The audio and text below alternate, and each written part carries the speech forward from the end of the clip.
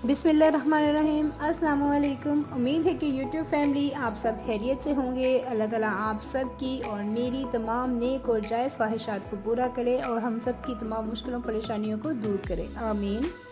आज मैं लेके आई हूँ चॉकलेट सिरप की रेसिपी जो बाज़ार से बाय करें तो काफ़ी एक्सपेंसिव है, तो मैं आपको बता रही हूँ घर में झटपट से आप बनाइए चॉकलेट सिरप और बहुत ही सस्ते में।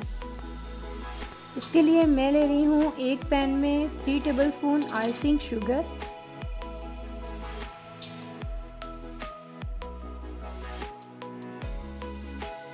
अब इसमें मैं ऐड कर रही हूँ 3 टेबलस्पून कोको पाउडर। अब इसमें मैं ऐड करूँगी 1 टीस्पून कॉर्नफ्लोर और इन तीनों चीज़ों को अच्छे से मिक्स कर लीजिए ताकि ये यकजां हो जाए। अब इसमें मैं ऐड कर रही हूँ 1 कप मिल्क रूम टेम्परेचर पे हो, ठंडा नहीं होना चाहिए।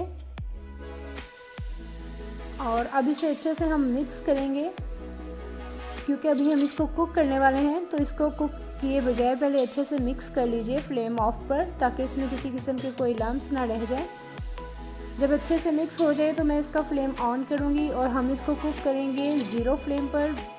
इस बात का ख़ास ख्याल रखना है कि फ्लेम आपका बिल्कुल लो होना चाहिए। जैसे ही हल्का सा थिक हो गया है, अब मैं इसमें ऐड कर रही हूँ 1 टेबलस्पून बटर। मैंने फ्रेश बटर लिया है, आप बाज़ार से भी ले सकते हैं।